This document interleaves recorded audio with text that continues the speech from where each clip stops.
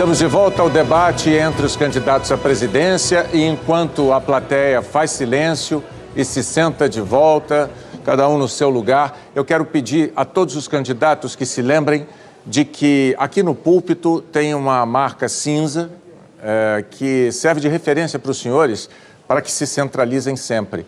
Por quê? Porque as câmeras são cruzadas. Se vocês saírem da posição, acaba atrapalhando a câmera que capta a imagem do seu oponente aqui no púlpito, tá? Bom, nesse bloco, o tema das perguntas volta a ser livre, a exemplo do que aconteceu no primeiro bloco, e cada candidato, aqui tem uma diferença, cada candidato vai poder ser escolhido para responder a, no máximo, 2 perguntas. Não apenas uma, mas 2. Mas no máximo 2. E na ordem determinada pelo sorteio, quem vai abrir essa rodada é a candidata da Rede, Marina Silva, a quem eu peço que se aproxime do púlpito novamente. E a senhora vai escolher a quem vai fazer a pergunta. Fernando Haddad. Candidato Fernando Haddad.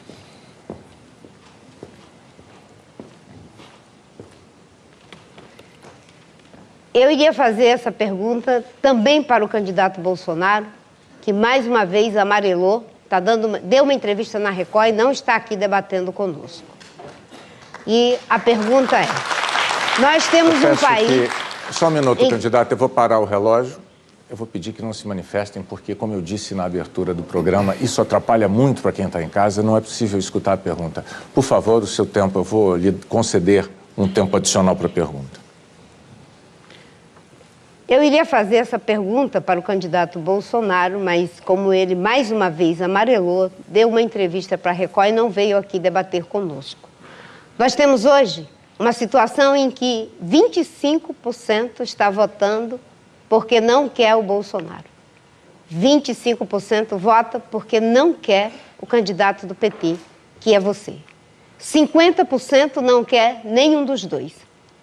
Diante dessa situação desoladora da política brasileira e da grave crise que o Brasil está vivendo, qual é a autocrítica que você faz em relação a tudo isso da contribuição do PT para esse momento difícil? Olha, Marina, eu agradeço a pergunta. Eu estou em campanha há apenas 22 dias. Eu entrei numa situação completamente anormal. O líder das pesquisas, que figurava na dianteira, podendo ganhar no primeiro turno, não pôde participar da eleição em função de uma decisão arbitrária. Arbitrária. Foi condenado sem provas e hoje é considerado pelo mundo inteiro um preso político, inclusive por um comitê das Nações Unidas que vai julgar o mérito dessa ação em março do ano que vem. Você sabe de quem eu estou falando. Estou falando do Lula, que estava com 40% de intenção de voto. Eu estou me apresentando ao eleitorado porque eu represento, nesse momento, um projeto que deu certo.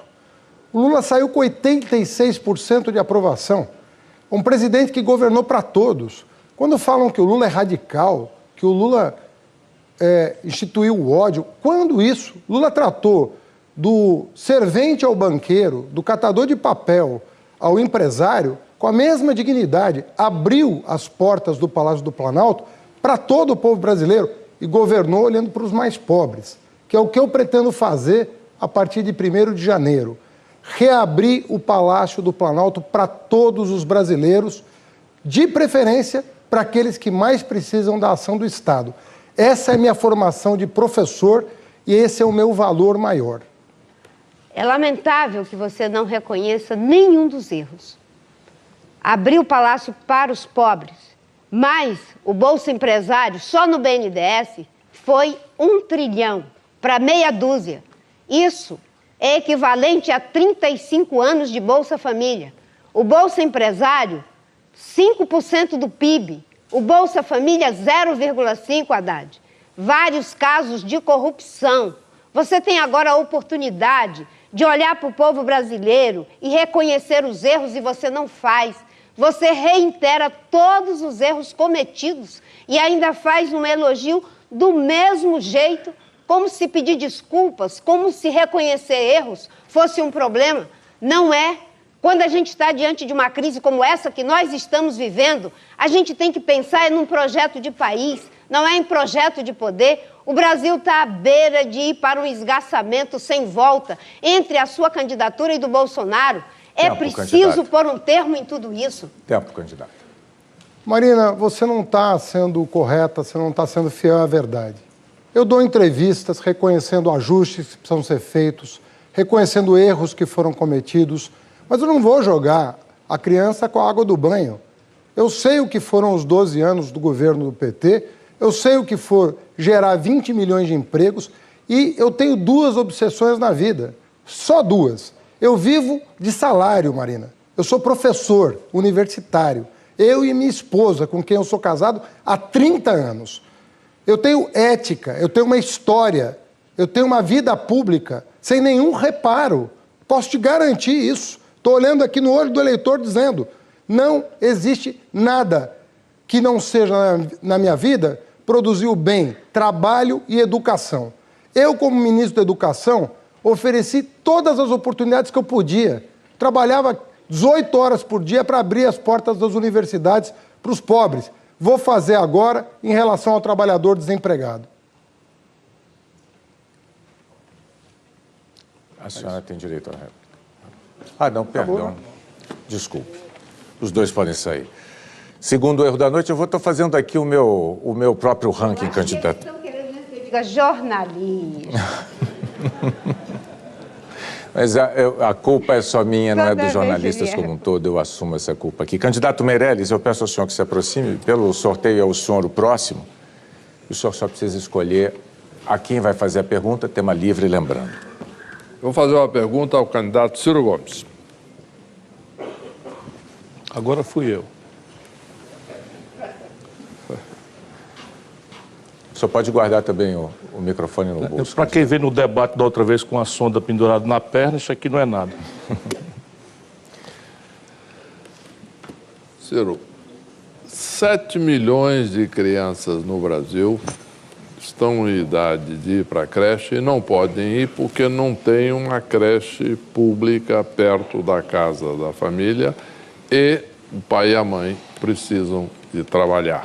A Dilma prometeu entregar 6 mil creches, entregou 80. Como nós vamos resolver esse problema das creches para as crianças carentes no Brasil? A minha proposta contempla a ideia de creche em tempo integral para todas as crianças de 0 a 3 anos em 6 anos. Portanto, extrapolando 2 anos de um mandato cuja honra possa me dar o povo brasileiro de servir a essa grande nação como seu presidente.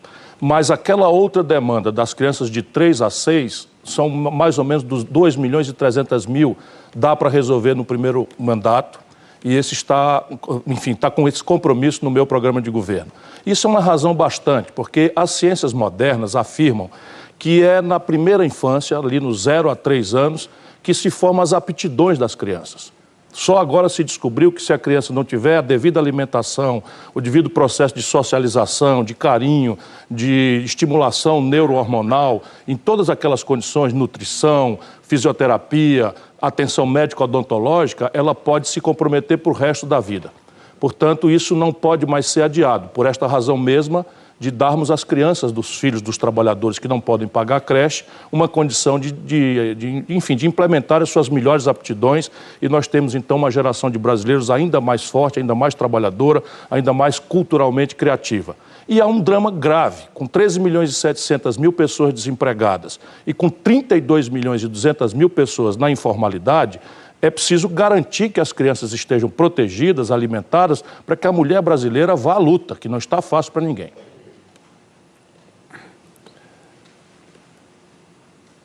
A minha proposta é criar o Procriança, que é o maior programa de valorização e de oportunidade de aprendizado para a criança, de fato, nesse período onde a criança aprende a aprender. Então, nós temos que conjugar, em primeiro lugar, a alimentação e o estímulo adequado. O programa Procriança é uma extensão do ProUni para as creches, onde se possa usar uma creche privada que tenha a localidade perto de onde está morando a família e, a partir daí, a família possa usar essa creche e não ter que se transportar para buscar a creche pública. E, com isso, nós vamos ganhar muito recurso. Por quê? Porque vamos usar a estrutura disponível. Para isso, é preciso de competência, experiência e seriedade. Quando governei o Ceará, eu consegui, com creches comunitárias, sem maiores comprometimentos com prédio, mas apenas fazendo adaptações a casas de pessoas pobres da própria comunidade, um programa parecido com esse.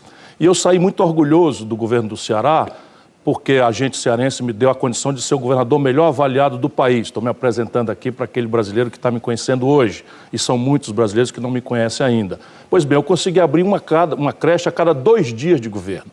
Isso me permitiu, o resultado, ir na plenária das Nações Unidas, na ONU, receber, não é por uma política que tinha iniciado já no meu antecessor, o governador Tasso Gereissati, que é do PSDB, mas é justiça que se faça, não é? Nós conseguimos, eu fui lá receber o Prêmio Mundial de Combate à Mortalidade Infantil. E hoje o Ceará tem uma das menores mortalidades infantis do Brasil e é um dos estados mais pobres do país. Ora, se o Ceará pode fazer, me dê uma oportunidade, brasileiro. Eu quero fazer por todo o Brasil. Obrigado, candidatos. Agora é a vez do candidato do PSOL, Guilherme Boulos, se dirigir ao púlpito e dizer para a gente a quem o senhor vai dirigir a sua pergunta, candidato. Ao Meirelles. Candidato Meirelles, pode retornar, então? Mas não vou chamar o Meirelles, não. Já disse que eu vou taxar o Meirelles. Já chamou.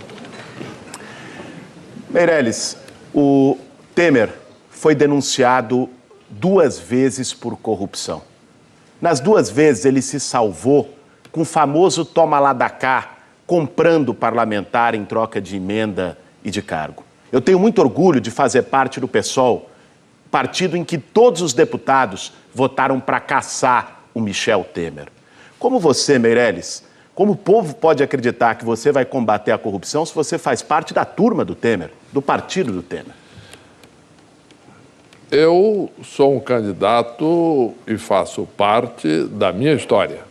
E a minha história é uma história de quem trabalha em primeiro lugar. Sei que pode parecer estranho para você, essa história de trabalhar.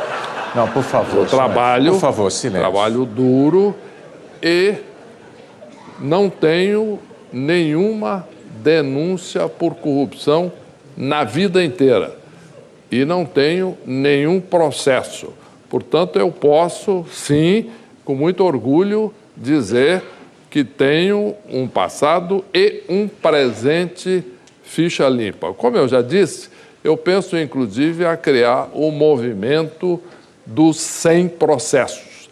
E eu sou um candidato independente. Por quê? Porque eu não devo nada a ninguém.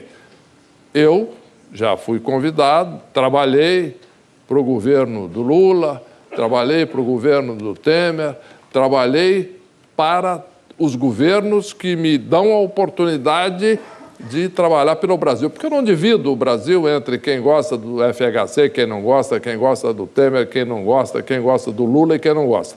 Eu divido o Brasil entre quem trabalha pelo país e quem não trabalha. E eu trabalhei pelo Brasil e mostrei resultado concreto com uma vida de honestidade. Olha, Meirelles, primeiro, de fato, você falar em trabalho me parece algo muito estranho, porque você é um banqueiro. Banqueiro não trabalha, né?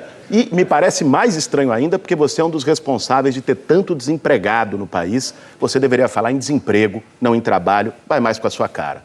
Agora, quero dizer o seguinte, o sistema político brasileiro está podre. A turma do PMDB, do Meirelles, essa turma toda, que aliás o Bolsonaro faz parte, que diz que é de fora do sistema, mas é deputado há 30 anos, recebeu auxílio moradia tendo casa, enriqueceu na política, comprou mais imóvel do que aprovou projeto. Essa turma toda não vai mudar. O único jeito de mudar o sistema político é trazendo o povo para o centro da decisão. Democracia não pode ser apertar um botão a cada 4 anos e depois ir embora. Não pode ser como o Big Brother, que as pessoas decidem quem fica na casa, quem sai da casa, mas não decidem o que acontece dentro da casa. O povo tem que ser chamado a decidir com plebiscitos e referendos. Nós não temos medo da decisão popular. Só tréplica, candidato. De fato, Nós não podemos e não temos medo da adesão popular. Por isso é que eu estou apresentando essas propostas de criação de emprego no Brasil. Por quê? Porque quando eu fui presidente do Banco Central, talvez você não tenha acompanhado isso, eu estabilizei a economia e o Brasil criou 10 milhões de empregos naquela época. E depois tiramos o Brasil da maior recessão da história e criei mais de 2 milhões de empregos na economia brasileira. E tenho um compromisso, porque eu não acredito em promessas. Se promessa resolver esse problema, o Brasil seria uma maravilha. Mas o que eu vou fazer é me comprometer a criar 10 milhões de empregos em 4 anos de mandato como presidente da República. Muito obrigado, candidato. Terminada essa rodada, é a vez do candidato Ciro Gomes do PDT se dirigir ao púlpito para fazer a próxima pergunta. O senhor só precisa dizer a quem é. Eu convido o candidato Meirelles. O candidato Meirelles retorna, então, pela segunda vez. É a segunda, nessa rodada, só lembrando, nessa rodada, os candidatos poderão responder a 2 perguntas no máximo. Por favor, candidato Ciro. Meirelles, eu gostaria de fazer essa pergunta que eu vou lhe fazer ao candidato Bolsonaro. E eu suspendi minha campanha porque, quando aconteceu aquele absurdo atentado, eu fiquei muito mal. Passei ali uns 4 dias ligando para o hospital para ter alguma condição psicológica de voltar à luta, porque fui colega dele na coisa.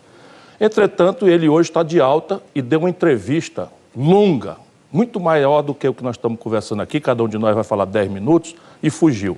Você acha correto que um homem que quer ser presidente do Brasil não se submeta ao debate?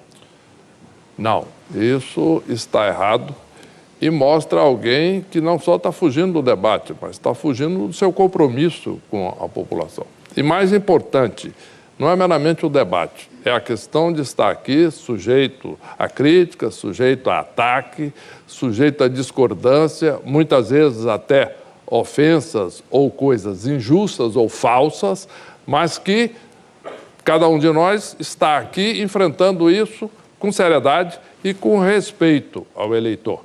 E isto é que é importante, o eleitor merece respeito. Por quê? Porque nós temos aqui a apresentar propostas que o país precisa e também dizer o que fizemos. Cada um pode dizer o que já fez ou pode dizer o que não fez, ou pode simplesmente estar acusando ou brigando com outros candidatos por falta do que dizer. Mas é muito importante que o eleitor tenha a capacidade e a possibilidade de ver isso. Se alguém foge do debate, se alguém se esconde, se alguém não aparece e só vai dar uma entrevista numa situação de absoluto controle e numa situação amigável, significa que essa pessoa, na minha visão, não tem condições de administrar o país. Por quê? Alguém para administrar o país tem que enfrentar as intempéries, tem que enfrentar chuvas e tempestades, e tem que estar disposto a se expor.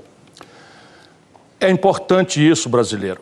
O candidato que lidera as pesquisas tem o seu vice dizendo que vai acabar com o 13º salário adicional de férias, tem o seu economista principal, a quem ele diz que vai consultar porque não entende de economia, dizendo que vai diminuir os impostos dos ricos e aumentar os impostos dos pobres, unificando a alíquota do imposto de renda, chegou a propor a CPMF, e o Bolsonaro, quando vê a repercussão dessas coisas todas, nega para a imprensa. Aqui tem 2 coisas, uma mentira, que eu precisava que ele tivesse aqui para a gente esclarecer, e eu acho que é uma mentira grossa, porque eu já ouvi o Bolsonaro dizendo que o brasileiro tem que optar entre emprego e direitos, e apenas o general Mourão, parece que tosco como é, falou com sinceridade, sem ter as habilidades políticas de um mentiroso, não é? Que fala a mesma coisa. E o general Mourão indicou quais são as coisas. Mas o que me assusta não é só a mentira. Me assusta é que uma equipe de 3 pessoas, Bolsonaro, Mourão e Guedes, brigando na véspera da eleição. Você imagina que isso vai dar certo no Brasil? A tréplica, por favor. Não, não vai dar certo. A eleição, porque eu não acredito que o povo brasileiro vai assumir essa aventura. O Brasil já se cansou de aventura. população não pode mais viver esse tipo de aventura. Nós não podemos ter mais esse tipo de risco. O Brasil já correu muito risco. O Brasil já enfrentou muitas aventuras e o resultado tem sido lamentável. Portanto, é um momento em que nós precisamos de segurança, precisamos de competência e uma coisa que está aqui colocada com clareza, precisa de seriedade. Seriedade no que fala, seriedade em seguir a sua própria história. Alguém que apresenta propostas, que vota, mas depois é coerente com isso. E as suas propostas, a sua visão de país, o que ele fala, tem que estar consistente com tudo aquilo que ele já fez e já votou no seu papel de congressista. Obrigado, candidatos. Eu convido agora o candidato Álvaro Dias, do Podemos, para se dirigir ao púlpito e escolher qual candidato ele vai fazer a próxima pergunta nesse bloco que eu lembro, tem tema livre. Quem é que sobra aí? Geraldo Alckmin? O senhor pode fazer pergunta a todos, só não pode perguntar Geraldo ao Alckmin. candidato Meirelles. Geraldo Alckmin.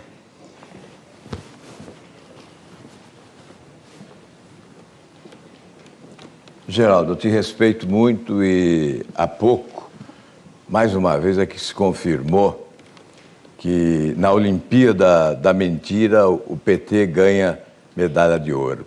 A todo momento afirmam-se coisas que não aconteceram. Por exemplo, que eu apoiei isto, apoiei aquilo. Eu fui oposição a vida inteira, só 7 meses eu fui governo no segundo mandato do presidente Fernando Henrique Cardoso. Qual a sua proposta para mudar essa realidade do país, o modelo que está vigente?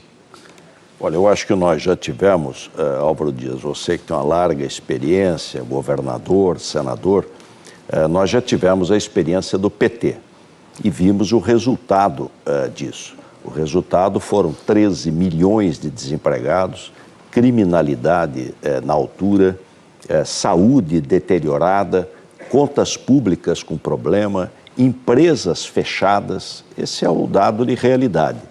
E sempre terceirizam, né? A culpa é sempre de terceiros. Agora, também de outro lado, e eu venho há meses falando isso, o caminho também não é o radical de direita, que não tem a menor sensibilidade. Muitas vezes eu ouvi dizer que saúde não precisa de mais dinheiro.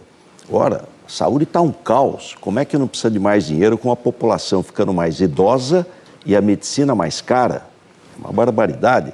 Que quer fazer imposto novo, CPMF, que é um imposto ruim, porque pega toda em cascata, prejudica a população, que não tem sensibilidade com os trabalhadores que sustentam esse país, carregam nas costas esse país, as trabalhadoras e trabalhadores brasileiros, não tem a menor sensibilidade com as mulheres. Então, nós que sempre estamos num outro caminho que não dos radicais de direita e de esquerda, temos que nesses 3 dias, né, levar uma reflexão profunda do Brasil. Não podemos ir para esse segundo turno de extremos. Olha, eu digo que nós estamos discutindo muito assuntos periféricos, estamos deixando aquilo que é central para o futuro do país. É um modelo. Esse modelo de governança corrupto, se ele prevalecer, vai continuar sendo fábrica de escândalos, produzindo os ladrões da República. Há um conluio, há uma associação do sistema financeiro nacional com mão grande e parte da política, essa parte da política que apodreceu. E nesse conluio, o governo enche as burras dos banqueiros, 72% do crédito nacional é assambarcado pelo governo, os bancos não precisam do mercado, não disputam no mercado, por isso não há competição e a taxa de juros não recua, porque o governo absorve 72%. Temos que transferir isso para o setor privado. Olha, eu quero falar com você que está nos acompanhando até essa hora aqui, através desse importante debate, na antevéspera da eleição, de que o Brasil já tem problema demais. Os brasileiros já têm problema demais. Nós não podemos ter presidente para também ser problema.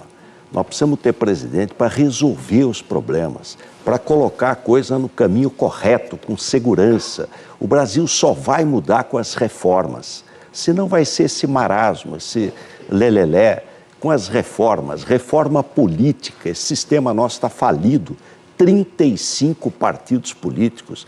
Reforma previdenciária para acabar com privilégio. O Legislativo Federal ganha 20 vezes mais do que você que trabalha na agricultura, na indústria, no comércio, na aposentadoria. Reforma tributária para simplificar o modelo tributário e reforma de Estado, privatizar, enxugar, diminuir o tamanho do Estado brasileiro. Obrigado, candidatos. O próximo candidato a fazer pergunta, tema livre, é Fernando Haddad, do PT, a quem eu peço, por favor, que se dirija aqui ao púlpito. E o candidato deve escolher a quem vai dirigir sua pergunta. Ao Guilherme Boulos.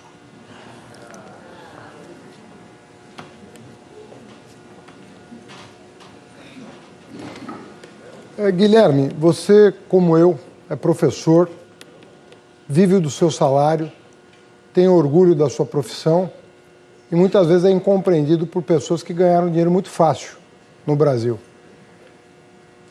Qual que é a sua proposta para o ensino médio do país? Porque eu sinto que o ensino médio é o que exige mais atenção por parte do poder público, porque foi a etapa de ensino que menos reagiu aos estímulos que foram dados. Nós temos que retomar investimento em educação pública no Brasil, Haddad. Isso passa, em primeiro lugar, por revogar a Emenda Constitucional 95, que congelou investimentos, inclusive em educação e saúde, pelos próximos 20 anos no Brasil. Nós vamos revogar ela.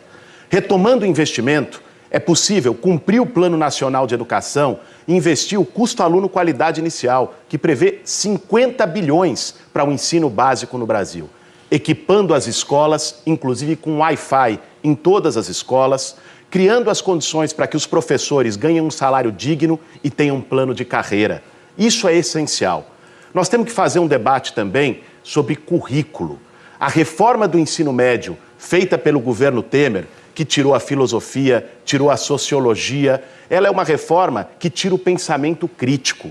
Nós precisamos revogar essa reforma, porque ela foi feita sem discutir com ninguém, e mexer no currículo, porque a escola não pode ser para formar os nossos jovens apenas para fazer uma prova no fim do ano. Tem que ser para formar para a vida. E por isso os grandes temas têm que ir para o currículo. Inclusive a questão de gênero, diversidade sexual e racismo. Isso tem que ser debatido desde as escolas. Porque quando não se debate, gera preconceito. E o preconceito estimula o ódio e a intolerância. É isso que nós vamos fazer no ensino médio brasileiro. Guilherme, você sabe, você acompanhou, fez parte dessa luta. Nós abrimos as portas das universidades para os jovens. 2 milhões de bolsas concedidas pelo ProUni, dobramos as vagas nas universidades federais, multiplicamos o financiamento estudantil sem fiador, para que o pobre pudesse ter acesso, mas temos um gargalo no ensino médio que precisa ser corrigido. Qual a nossa proposta? As escolas de ensino médio no Brasil, as melhores, públicas e privadas, elas são as federais, as públicas federais. E nós espalhamos essas escolas federais por todo o país. Só eu inaugurei 214 escolas de ensino médio federal. Nossa proposta é que essas escolas sejam o padrão de referência do ensino médio dos estados. 90% da matrícula é estadual, não é federal. Nós queremos apoiar essas escolas estaduais a partir da experiência exitosa dos institutos federais, das escolas militares e das escolas do SESI e do SENAC. Olha, Haddad, em relação ao ensino superior que você mencionou, de fato é importante ter ampliado vagas na universidade e ter feito o programa de cotas. Agora, nós temos um problema aí. Hoje, vai mais dinheiro para o FIES do que para a universidade pública. Nós temos que criar mais vagas na universidade pública e criar um modelo de transição. Porque a unidade pública tem pesquisa, tem extensão, tem ciência. Esse dinheiro que hoje vai para a universidade privada tem que ir para as públicas. Inclusive fazendo uma auditoria, porque ele tem uma verdadeira caixa preta aí dos grandes grupos de ensino privados educacionais. Agora, você mencionou um tema no início da sua resposta, da sua pergunta, que eu queria colocar aqui. Eu, com muito orgulho, faço parte do movimento que luta por moradia, do sem-teto, de pessoas que todo fim do mês têm que fazer a dura escolha, como muitos que estão nos assistindo, entre pagar aluguel e botar comida na mesa. Para mim, esse é um orgulho enorme estar ao lado dessas pessoas. Eu ando com sem-teto, eu ando com sem terra, eu só não ando com sem vergonha. Candidatos, muito obrigado. Agora é a vez do candidato Geraldo Alckmin, do PSDB, dirigir a pergunta ao candidato que ele escolher. Eu escolho a candidata Marina Silva. A candidata Marina pode vir até o púlpito. 30 segundos para a sua pergunta, candidato. Marina, um tema que preocupa o Brasil inteiro, inclusive aqui no Rio de Janeiro, onde nós estamos, é segurança pública. Nós, em São Paulo, conseguimos um resultado importante. Nós tínhamos, há 18 anos atrás, 13 mil assassinatos por ano, reduzimos para 11, 9, 7, 5, ano passado foi 3.503, reduzimos 75% os homicídios. Qual a sua proposta para segurança pública? Nós temos uma situação dramática em que 63 mil pessoas são assassinadas por ano, e a nossa proposta de segurança pública é, inclusive, para frear o que está acontecendo no Brasil, que quadrilhas e organizações criminosas que só existiam em grandes metrópoles, como São Paulo, Rio de Janeiro, Minas Gerais, e principalmente aqui em São Paulo, como é o caso do PCC, estão indo para estados que não têm a menor condição de lidar com esse time de crime. No meu estado do Acre, um estado frágil, hoje está invadido por organizações criminosas. Por isso, a nossa proposta é de um sistema único de segurança pública. Nós vamos investir em inteligência para que as abordagens sejam mais efetivas, treinar e pagar adequadamente os policiais, vamos equipar e ampliar o contingente da Polícia Federal Rodoviária e da Polícia Federal para combater crime organizado e não vamos permitir, Alckmin, que aqueles que são criminosos fiquem comandando o crime organizado de dentro das cadeias, como acontece em muitos casos, inclusive aqui em São Paulo, que conseguem exportar essas organizações criminosas para outras regiões do Brasil. Nós vamos ter um sistema único de segurança pública que trate a questão da violência não só como caso de polícia, mas como caso de justiça econômica, social, para que a população possa ter alternativa. Quando algum Estado consegue um sucesso, Estado irmão, eu fico feliz. Reconheço, aplaudo, fico feliz. É importante reconhecer também os avanços de São Paulo. Nós reduzimos de 13 mil para 3 mil, são 10 mil vidas salvas por ano. Negros, caiu 35% a morte de negros, jovens, quase 40%, mulheres, feminicídio. Então nós resolvemos lá, vamos levar esse modelo para todo o Brasil, tecnologia, combate ao tráfico de drogas, sistemas de fronteira, combate ao tráfico de armas, mudança da legislação. Essa história de que prender não resolve não é verdade. Você tem que prender, tirar o criminoso da rua. É importante isso. Vamos aperfeiçoar a lei de execuções penais, aperfeiçoar o Código de Processo Penal e fazer parceria com estados e municípios e criar uma guarda nacional de caráter permanente. O problema é que quando as coisas não são feitas de forma bem feita, o problema é que acontece em um estado, acaba indo para um outro estado, que é o que eu percebo que aconteceu em vários estados que tinham verdadeiras quadrilhas. Hoje essas quadrilhas é uma realidade, Alckmin. Elas foram para outros estados. Por isso que eu quero um sistema único de segurança pública, aonde o governo federal, junto com os governos estaduais e os governos municipais, possam ter uma abordagem do combate ao crime, às organizações criminosas e à violência de forma efetiva, para que não se tire com a mão e bote com a outra, porque é isso que acontece. Nós temos que celebrar quando não tiver violência em São Paulo, não tiver violência no Acre, não tiver violência no Ceará e no Rio de Janeiro ou em qualquer lugar do Brasil. Essa é a proposta que eu tenho, segurança para todo o Estado brasileiro, junto com estados e municípios. Muito obrigado. Rodada encerrada. Depois do intervalo, nós teremos o último bloco do debate aqui nos Estúdios Globo. Os candidatos à presidência da República voltarão a discutir temas determinados por sorteio. Até já.